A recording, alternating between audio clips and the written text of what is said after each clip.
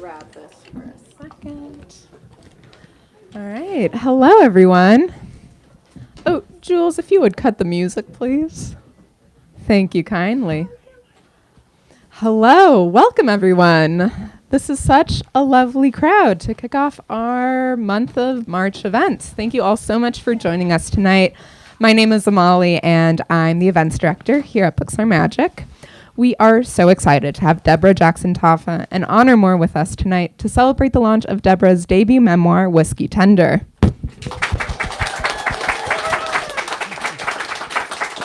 Before we get started, I just have a few logistics to point out for how tonight's event is going to go. First off, we will be doing a hand-raised audience Q&A towards the end of the discussion, so please start thinking of questions to ask and hold on to them. After the talk tonight, Deborah will be around to sign and personalize your books at the alcove next to where you checked in. We'll let you know where and when to start lining up for that.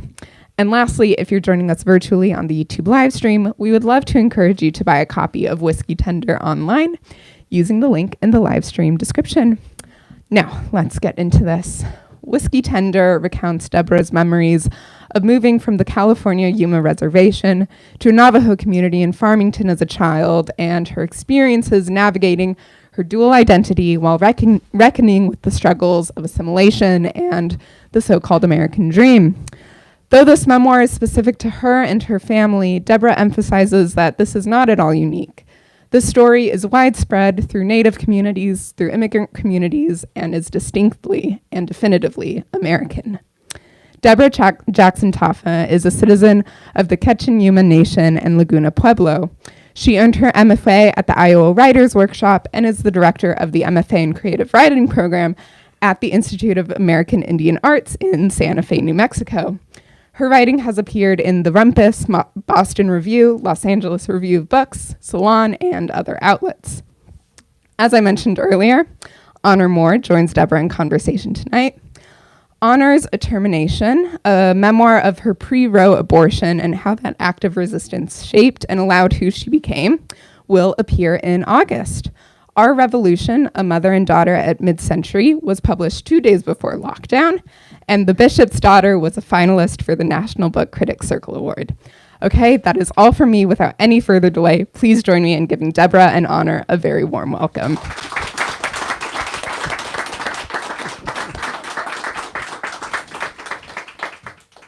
So you're going to read, right?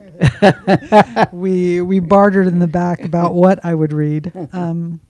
So this is a passage from the end of the book.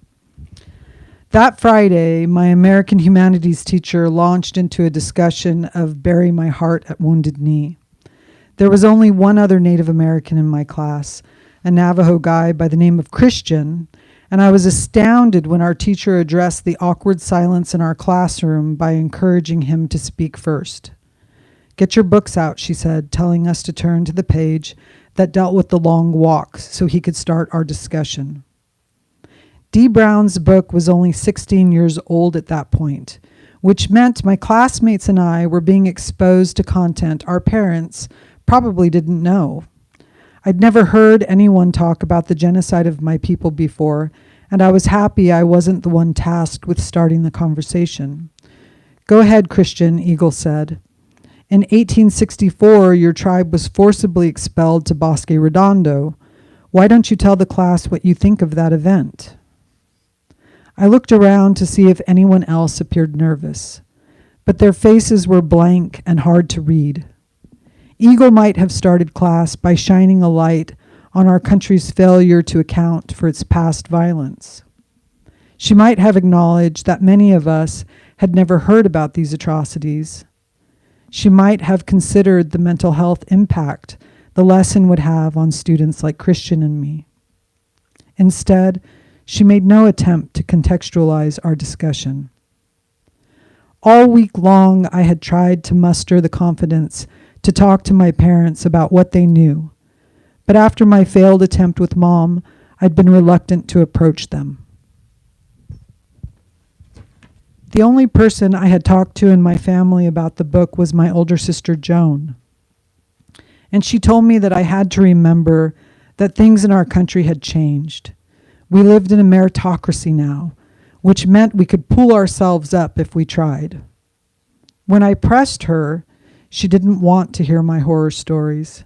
She insisted it was better not to know. In class, Christian cleared his throat when Eagle told him to begin. He said his mother had taught him to forgive what the government had done to his tribe. Grace was a part of his faith and a hallmark of his family's resilience. He was smart and soft-spoken, and I'd never heard him say so much in class. His face was sad, but if he was still bothered by the effects of white supremacy, he didn't show it. I couldn't believe he was so calm. It felt like he had the right to be angry, and even though I had no place, I found his religious platitudes suspect. What kind of psychic toll did it take for him to forgive? I worried that he was repressing deeper feelings. I turned to the front of the room and saw Eagle smiling at Christian. When he stopped talking, she turned her gaze on me, and I shrank down in my seat, terrified that she would call on me next. I couldn't speak for my tribe or my family. I could only speak for myself, and I knew that on my own I would say something angry and be a disappointment. It turned out that my fear was unwarranted, though, because after Christian spoke, other students started speaking. Some of them felt sorry for the poor Indians, like we weren't sitting next to them in class, while others sounded excited by the killings. A red-headed baseball player in back said that it wasn't wrong for the white settlers to take native land because none of them had been using it anyway. I wanted to tell the kids my ancestors didn't believe in overusing or injuring the earth. They believed that she was alive, that rocks spoke and water was sacred. I wanted to quote Simon Ortiz's poem, "That's the Place Indians Talk About." I heard the lines in my head. When we pray, when we sing, we talk with the stones. But I froze. I thought about the stories Dad told us as kids. The girl who shape-shifted into a bobcat. The lovers who turned into mountains. I'd loved the myths growing up, but Joan said educated people found those stories naive. She told me about a psychology class she took at Fort Lewis College, where a professor told them that Carl Jung had summed up the indigenous mentality with the term participation mystique. To him, the native identification with the earth was childlike and primitive. A connection with objects denoted we and our ancestors had only a partial identity. For the next hour, I suffered in silence as my classmates debated my ancestors' worth as human beings. And if I'd felt shame in the past few days as I'd wrestled with my newfound knowledge of my people's mistreatment, if I'd struggled with what felt like my family's willful ignorance, well, learning that I lacked the courage to stand up and defend my ancestors wrecked me. That whole year, I'd been thinking that my rebellion against school made me a badass Jackson girl like my sisters. But it turned out that I wasn't a badass girl at all. When push came to shove and it was time to speak, I discovered that I was a coward.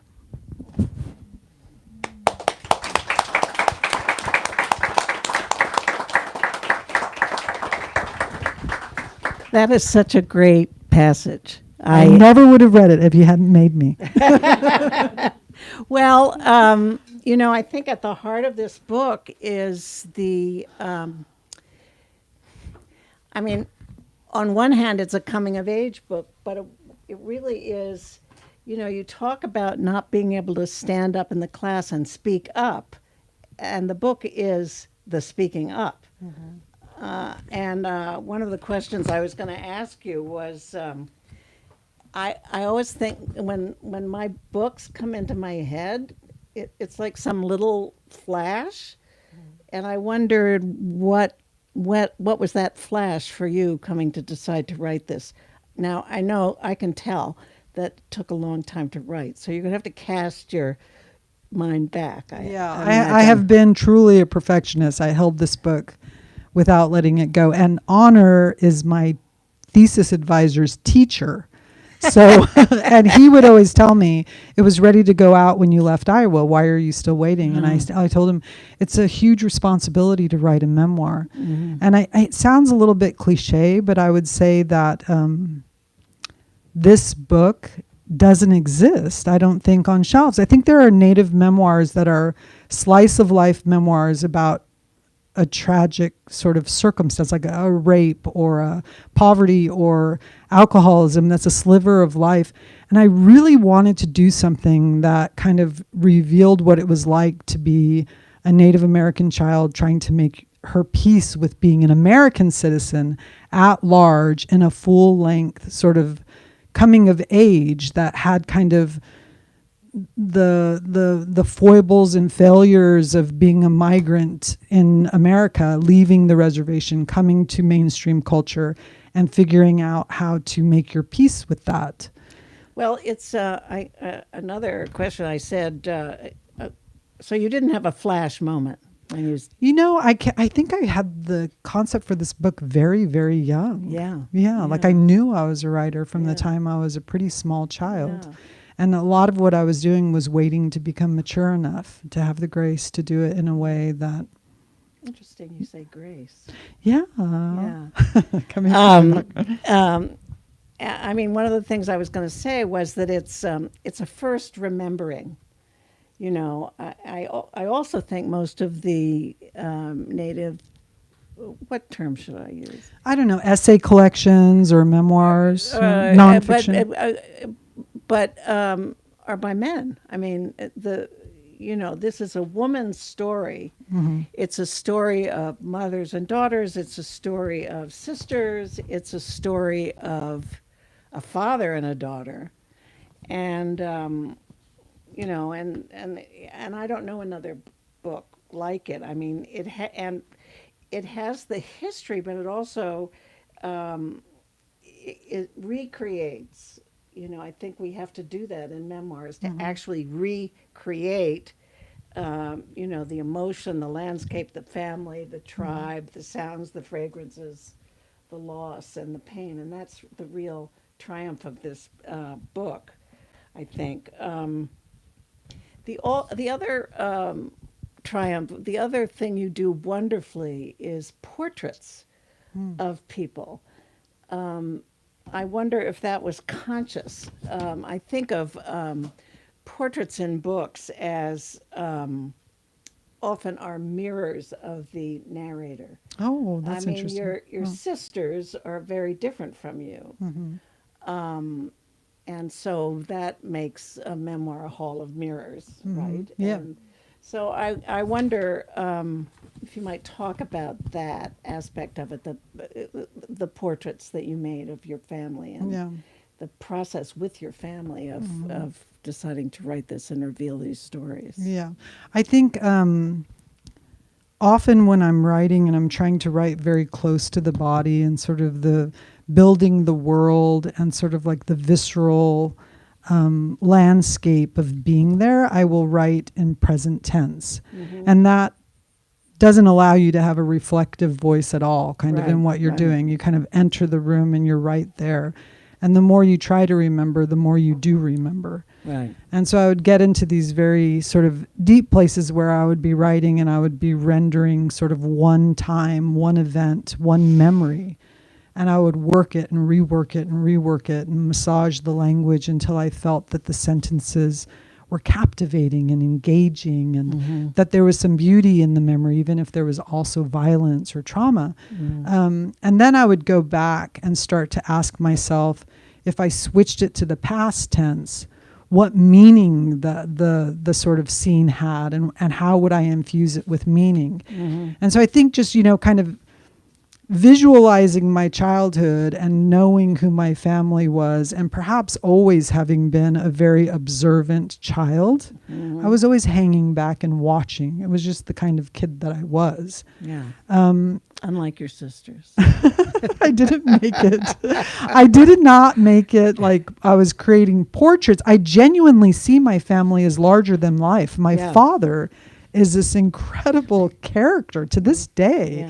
He makes me laugh. He's kooky and fun and very intellectual, and he listens so well that it was impossible for me not to render them the way that they came out on the page, I don't think. And they've been incredibly supportive. As you know, there are a lot of ethical considerations when you embark on a memoir. What am I revealing and why? And for me, the context was the most important thing. It's like, if I'm going to tell this story, what makes it meaningful? And for me, it was the infusion of sort of silenced histories, governmental policies, actual laws that had put external pressure on my family, because it's very easy as a child to see your family struggle and to imagine that it's somehow a failure of character or like a moral failure. Right. And as you get older and you learn history and you begin to see the world in a more sophisticated way, you realize that they often were placed in a position where all they had was sort of a Sophie's choice between a bad choice and a worse choice, and they were doing the best they could. Right. That's a huge moment, you know? Yes. Yeah. Yeah. I am curious about the title. I'm curious about when you came to the title and how you came to the title, because it's, you know, as you were talking about your father, and as you portray all these people in your family, there is great tenderness. And I love a title that has opposition in it. Yeah. So Yeah. I'm curious how you You came know, to the title. I think in a lot of ways the book is a reclamation, and it's kind of a reclamation of pejoratives in a lot of ways, you know. So there are a lot of places where I kind of test the ground in certain directions and then flip the script. And I feel like the title is emblematic of that. If I tell you the word whiskey and you know it's in conjunction with Native American people, it's really tempting for many people in this country to provide something that is kind of negative. Right. And then when you couple it with tender, but then there's also, you know, tender is a monetary form of trading. Right. And the idea that a lot got traded away for worthless through worthless exchanges is also something that you kind of encounter in later chapters. But I mean, kind of on that note, I don't want to sound ungrateful. I have received many, many wonderful positive reviews from really great magazines. Someone, and I don't remember which one, said something about how my father, they defined him as an alcoholic. And when I read it, I laughed because I thought, that's so funny.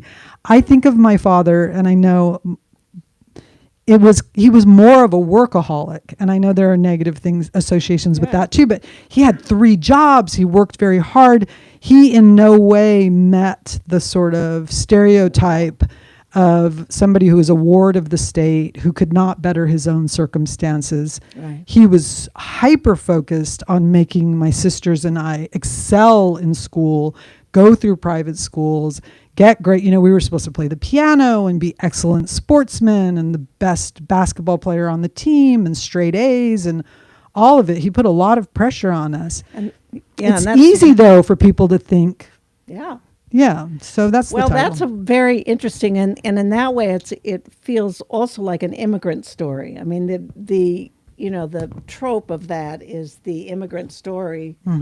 You know, and they go back very far. Right. You know, in this country. Well, Margot Jefferson writes about it, and Yeah. Sasaki Shange had that sort of idea too, that sometimes your parents pressure you to achieve a great deal because they know you're capable. Because I know for my father, he looked back in his history and he knew that he had very successful Native ancestors in our family who had achieved a great deal. But if he was out in public, people couldn't see that by looking at him because he was a welder and he had holes in his jeans and, you know, scuffed up boots. And he was but he always made sure that we knew that we came from this incredible lineage and legacy, and that we were expected to go out and change the world, which is a really heavy weight to put on the shoulders of your kids. Do you want to share some of those ancestors? Well, you know, it's just, I will say that a lot of the book I wrote based on family lore, right? So as a memoirist, you deal some in interviews, research, but some of it also is like family lore, things that you hear from your family. And so I heard stories about my grandfather coming to address Congress. I heard stories about my granny's aunt writing one of the first books, and first Native women to write a book. And she traveled and met with President Rutherford. And like, you know, she was trying to change the landscape for American people. And, But it wasn't until the final stage of research with my editor that I walked across the campus and went to IAIA's library and found entire chapters on my family members. It wasn't like I researched and discovered this in books. It was things that I heard from my grandfather's sisters and my dad, and I would go sit at their house and my kids would climb the mulberry tree and we would chat about our history and they would tell me things. So I kind of reverse engineered the book in some ways. Yeah.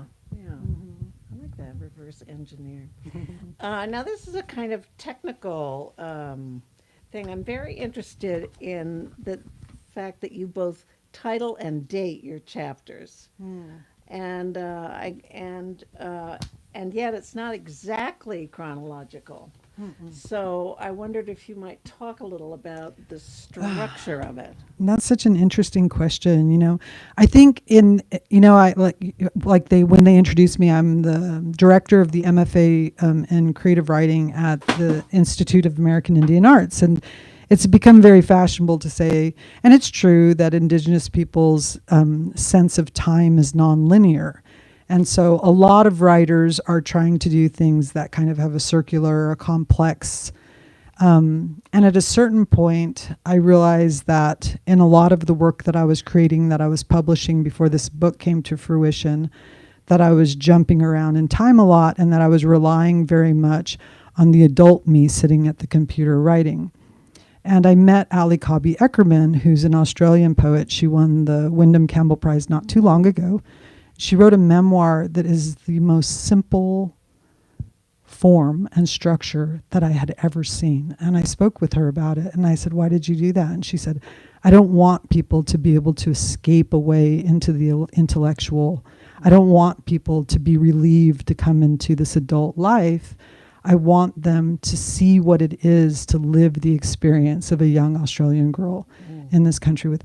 And I remember being so profoundly affected when she said that I realized that a lot of times I would leave sort of the more difficult narrative and jump into an adult voice or an intellectualized voice as a way of almost reassuring myself, At the time, it was maybe to signal to readers too, like, I'm over here, I'm very successful and accomplished, you don't have to worry about me, what I mean? But also it's escaping the intensity of one's feelings. It is, totally, completely. And so when I conceived of that, I thought, what if I tried to write something that was a true linear first act, second act, third narrative arc that stuck just to that? And that's how the book sold. And it was kind of simplistic. And then when I had my editor, she said, what do you hope for in your year of revision? And I said, I hope to infuse it with more history and sort of politics, but I don't want to break the narrative arc. I don't want to digress so far that it becomes a dull nonfiction tome that nobody reads. I felt very much the desire to create something that was entertaining, that was commercial. And engaging. Yeah, engaging, that made people laugh, that made people cry, that had heart. And I sometimes would worry that maybe if I went too far towards sort of the drier language or there was a tonal shift to a more essayistic voice, that I would lose that. But in the end, I'm really happy with the way they merged together. Yeah. Yeah. And that's hard to do. It was easier than I thought in the end, but then again, I did work on it for over a decade. So,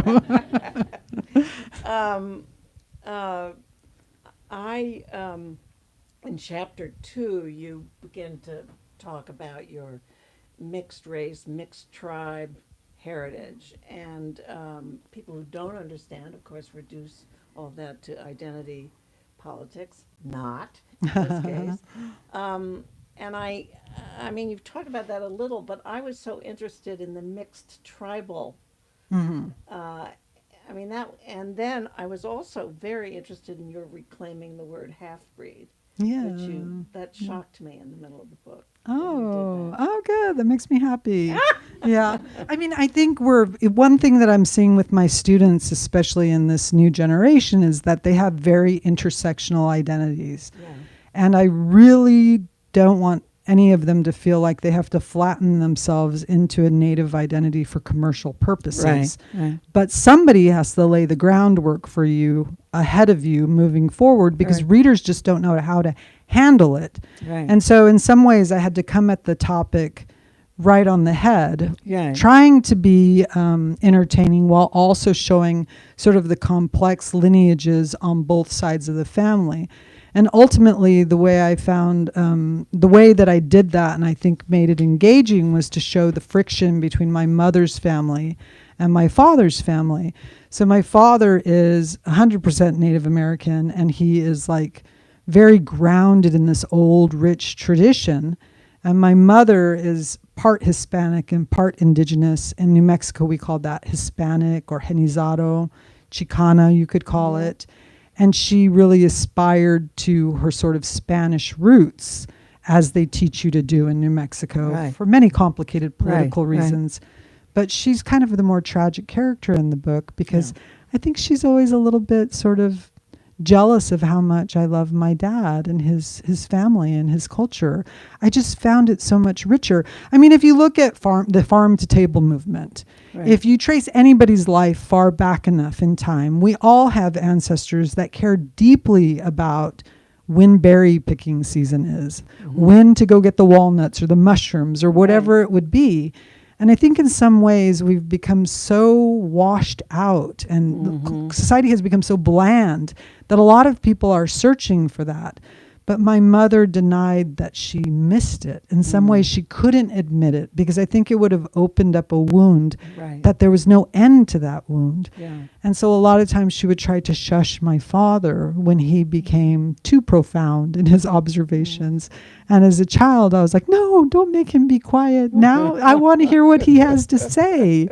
So there was this kind of battle between the cultural sides of our family. And I think a lot of us have that. If you marry somebody from a different culture, you're always kind of trying to tell your stories and share your stories. And in an ideal relationship, you respect each other's differing. I mean, yeah. But my mother really had a harder time with it. You know, she did. Yeah. Now, you have this amazing sentence. Our family was clumsy at the American dream, which was another shocking to me sentence, because I would have said the American dream was clumsy with your family. Oh, that's interesting. Well, I think the reason why I put it that way is because there was a conscious striving towards the American dream.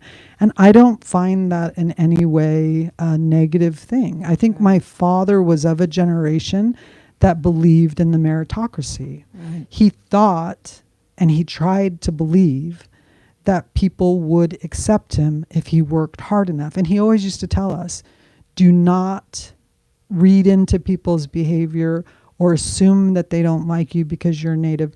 Trust people as far as you can until you know that it's definitively not true. Right. And then be careful, because Right. it's a dangerous world. Right. And so he was very straight up with us about a lot of important things when we were very, very young. But he wanted us to believe that we could do something with our lives. He wanted to infuse us with hope rather than make us be jaded.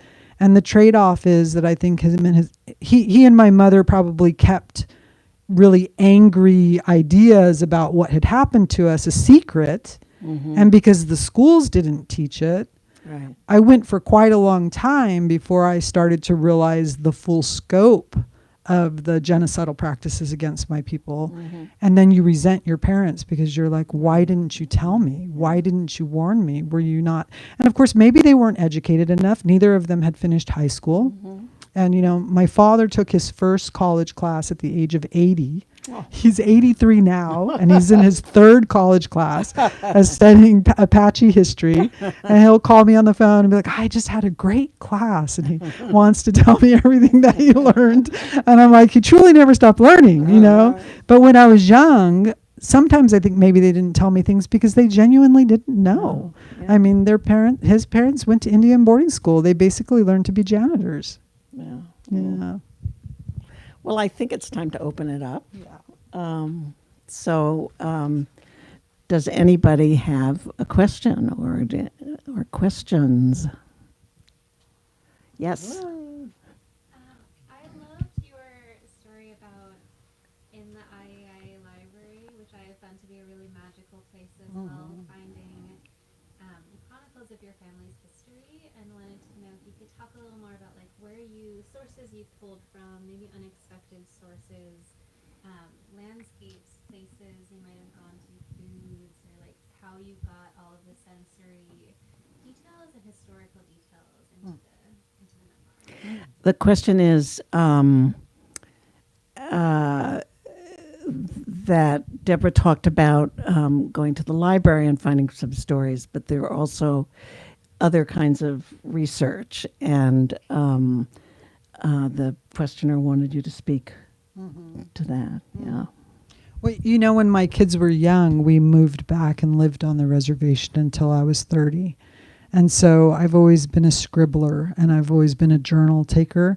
So even though I was a full-time mom at the time, and I would never be able to claim that I was writing full-time, I was making observations about the world and the land. And for those of you who are writers, I would just say, never throw anything away. You get a lot of little snippets and observations and details that are felt details about the world, and you have no idea where they fit or how they fit into the larger narrative. But you basically fill a file cabinet up, and then you transcribe it into documents, and you keep looking at it and looking at it and looking at it until you start to figure out what the grander meaning is, right? And a lot of times it's something that is smacking you right in the face, and you're afraid to admit it because it's frightening, you know?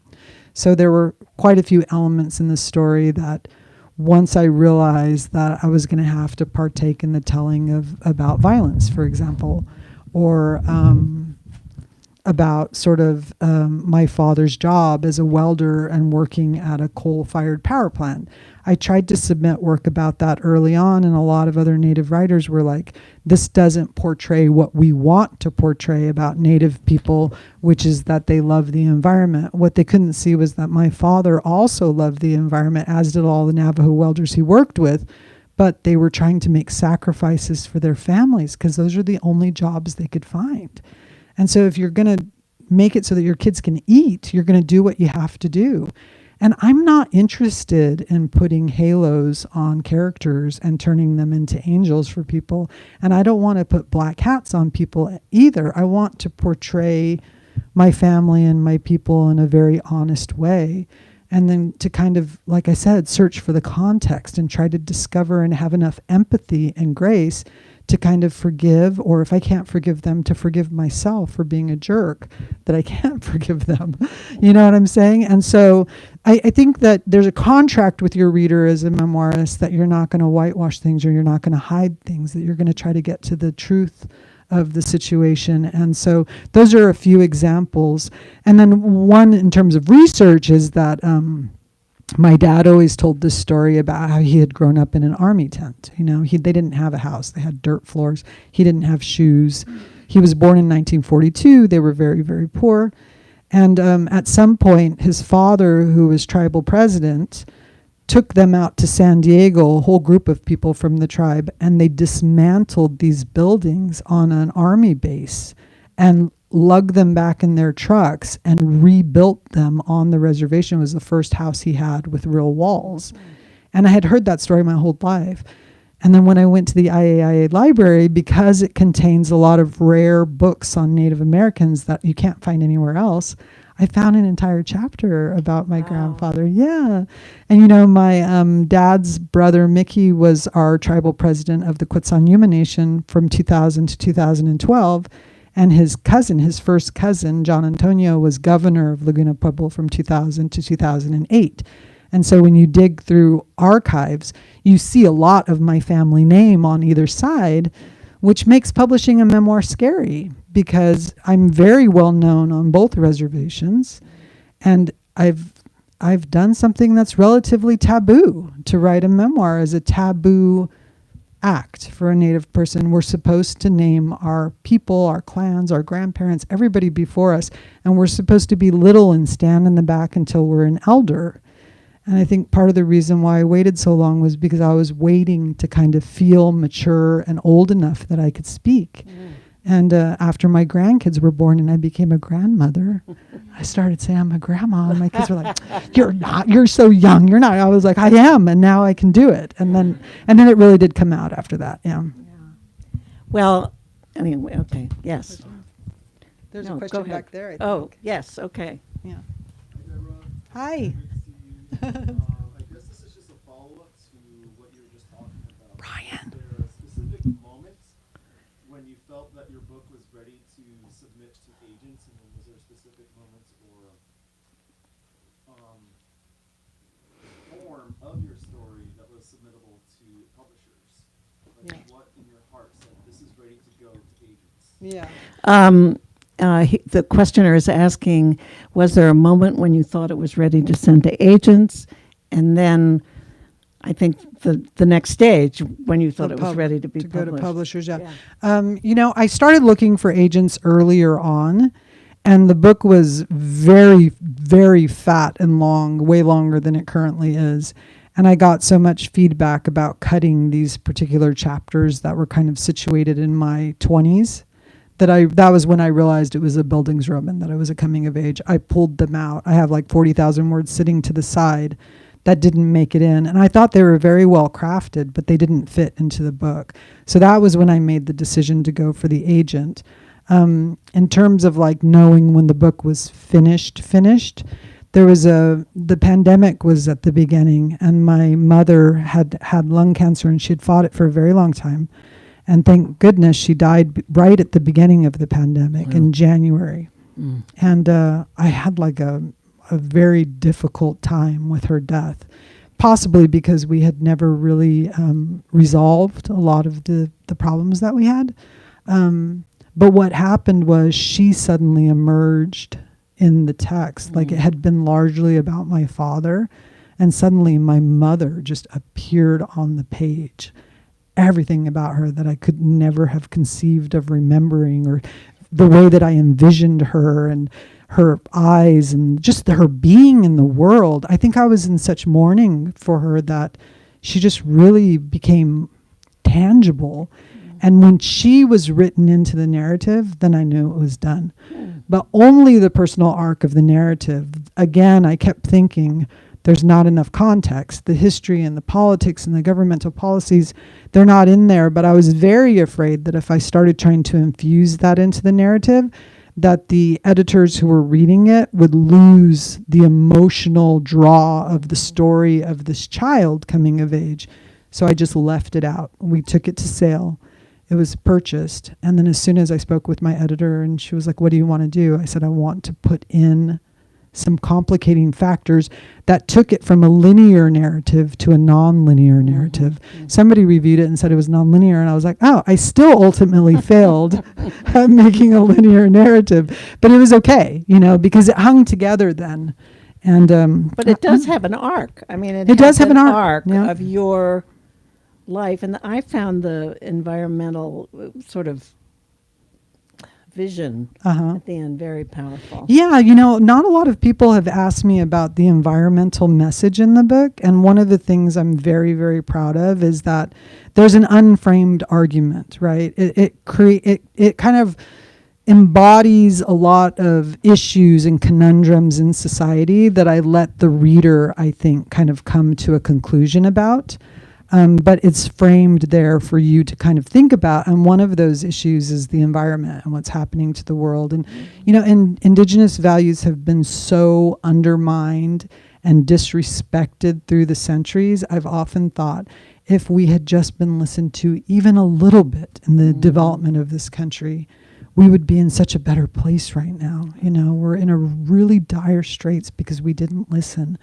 And so I knew that had to be a part of the book, and it's a thin thread. And another thing that people haven't, one podcast interviewer caught was like even though there's a narrative arc, each chapter reads like an essay. Yeah. In other words, it stands unto itself. Yeah. You could pull it out and publish it somewhere, and people wouldn't feel like it was a chapter that was lacking in what happened before or what happened next.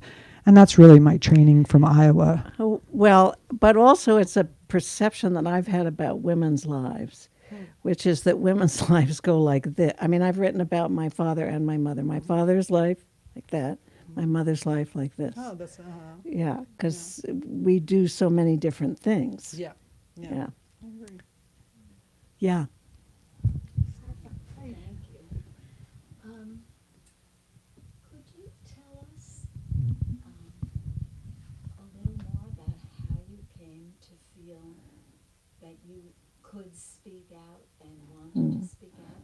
Because the passage you chose to read us in the beginning was about, well, it was about the other student, but I guess maybe by implication also about your silence and that word that you called yourself, coward, which you've certainly come to be so much not that. So do you want to say something about the process of coming to be able to speak out and write this? The questioner is asking about the process of coming out of silence, being able, overcoming what you called your cowardice and being able to write this. Yeah. You know, I think that one of the things that has saved me as a storyteller and a writer is that I never necessarily thought I had to publish anything I wrote. And so for me, it was a very personal thing that I did to communicate with myself. So when I first started writing when my children were little, I wrote short form a lot, poetry. I would draw kind of imagery, and I just collected stuff. Because I didn't know anybody who could explain to me what I had been through, and there was no visible signs of a mixed tribe girl like listening to her Walkman and listening to The Cure and traveling or doing the things that I did. There were no portraits of it. And so it makes you feel like your pain is invisible. There's no confirmation that anything that you're experiencing is real. In a very profound way, you're kind of gaslit by society. And so every time you try to say something, you're kind of doubting yourself. And so my solution for that was to kind of just retreat. And I had the love of an incredible partner who is not American, who comes from outside the United States and has a lot of ideas and criticisms of the American experiment. That was very helpful. And I had little children who loved me, and I just took my time. And sometimes you'll write for just an hour and you feel exhausted and you just have to go lay down because it's just so much to have processed. And so I often will talk to BIPOC students and tell them, a lot of times people get on this sort of a track where they think, I'm doing this to create a career. I never did this to create a career. I never wanted to conflate it with the need to make money. I thought, if I try to sell this book before it's done and an editor takes it and tells me, we could do this with it or that with it to shape it so that you can make some money, it would be very tempting for me. So I was a maid and I worked with my husband in construction and I did a million different jobs while I kept building this thing. And then at a certain point you start to realize this is good. Like, this is really good. And it means a lot, and it's going to mean a lot to my kids and my grandkids.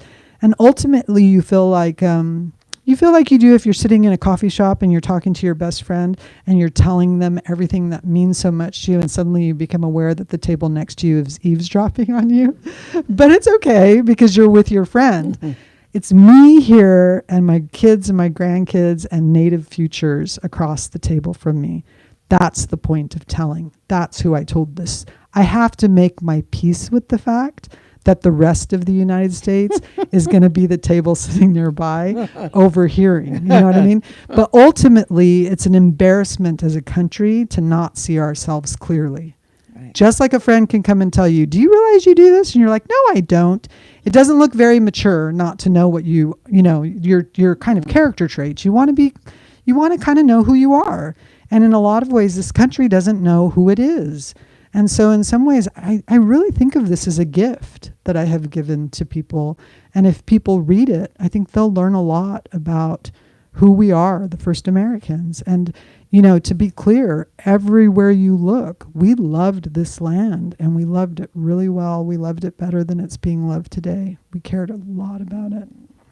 And it means a lot to me that they're not forgotten. I do not want to be complicit in my ancestors being forgotten. Remembering is political. It's been worth it for me. We have time for like 2 more questions. Yes? Yes, you. I was just wondering, I haven't gotten to the end of the book yet, but in the beginning, there's a really amazing chapter, I think, first funeral. Oh, yeah. And I'm just curious about the interplay between religion, spirituality, and like the experience you had with the sisters. And just kind of the judgment there. I don't know, how you interwove like experiences with organized religion into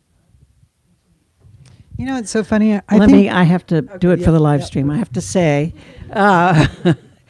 this is a question about the spirituality and the conflict between your spirituality and the organized religion of your nun teachers, etc. So, yeah. You know, I think that spirituality is an intensely private and personal thing.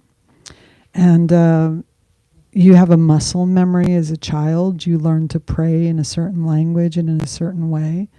And for better or for worse, it just becomes a part of you. And so there's sort of a fusion of religious practices in my family. And at the pueblos in New Mexico, that's in particular very, very true. So you have Laguna Pueblo, Acoma Pueblo, all of the pueblos in the Southwest. You know, they have the Eagle Dance on Christmas Eve, and then they have Christmas Eve Mass. And you go in, and there's like stars and Laguna mythology or Pueblo mythology on the roof, and then you have the Mass said in the Pueblo language. And it's such an ancient old, it's not something that you can export. So when I left New Mexico and I lived for a while in St. Louis and I tried to go to the Catholic Church there, it felt very unusual, very odd. It felt like I couldn't really fit into that. And so as you get to the end of the book, it's not a thread that I just let drop. It becomes more and more fraught until it arrives at a level where there's a confrontation with my family over it. And so I think, keep reading and you'll see. Because sometimes when you read a collection, there's like a really big theme that then remains unresolved. It is like the environment. It's something that I feel like it had to be confronted. And I think that in a lot of ways we need to be a little more respectful of people's, not to say that you're not being, but I think that it's really hard for me to reach inside of my grandmother's or my father's private worlds and say, how are you creating this fusion? The thing about faith is that it's the one thing that depends on doubt to exist. It's defined by the shadow of doubt that you bring to it. It's incredibly complex. And the thing that I think happens sometimes in the world today is that people don't want to infuse their writing with any kind of magical thinking because they're so intent on sounding rational. And that's why I love, for example, Joan Didion's Year of Magical Thinking so much. She had been this hard-nosed essayist who had written everything so close to history and politics and always dry-eyed, not sentimental. And then her husband died. And let's get real. If you lose somebody that you love, you reach for the mythic. You reach for the non-rational. You have to find a way to cope. You have to make sense of the constellation. You have to make a story about it because you're trying to tame the chaos and the pain. And so I think, I wanted people to see how our culture does it in this really interesting way, I think. Last question. Is there another hand going up? Maybe not. Is there a question that... I think we're good. Well, we're either good or I can ask you that question you're always told to ask. Is there anything I didn't ask you which you wish I had? I'll say one more thing, and Okay. it's this, that there was this Native Renaissance, they called it, that started with N. Scott Momaday, right? In 1968, he came out with House Made of Dawn, and then it was like, why am I having a moment? That is the name. And he won the Pulitzer Prize in 1969. That was the year that I was born. And there was this onslaught of Native authors that all got published, and it went on for about a decade, and then it kind of died out. And there were not that many Gen X voices that got published. There was Sherman Alexie, and that was kind of it. What It about was like Louise Erdrich? she was older, yeah. So Leslie Marmon Silko, Louise Erdrich, those guys are all older. My generation, there was Sherman Alexie, and then after that, now we have a lot of young authors. Tommy Orange, Sasha, all the people that I work with, they came up. But there's been this era that I come from where you haven't had that many women voices. You haven't had that many voices at all that tell the story of the 80s. So there's kind of like this gap. And I just encourage people to read books that are coming out of that gap now. There's Ramona Emerson's Shudder. Brian Young is writing wonderful young adult books. There's and I think that it's important in any culture to have narratives and counter narratives. And a lot of times we don't have that in Native America. We have everybody singing the same song and going in the wrong direction. If there becomes friction between us and our tellings, and if there become arguments between us and our tellings, then we know we're moving in the right direction. And I support all of that because we need it. I think the whole country needs it. We need for Native people to worry less about appropriation and to try more to be influential. So that's the last thing that I'll say. I like that sentence. Okay.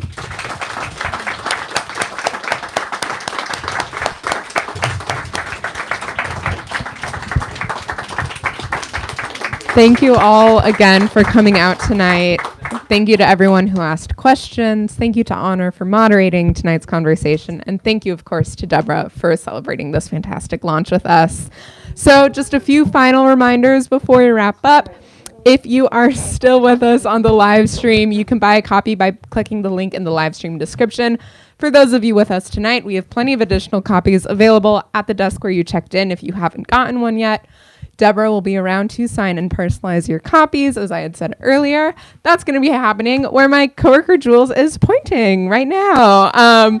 It'll make a little bit more sense in a minute, but we just ask that you please gather all of your personal belongings with you, line up down the center aisle, and curve around to the door. I think that's it. Let's give these two one last round of applause. Thank you all so much again. Have a great night.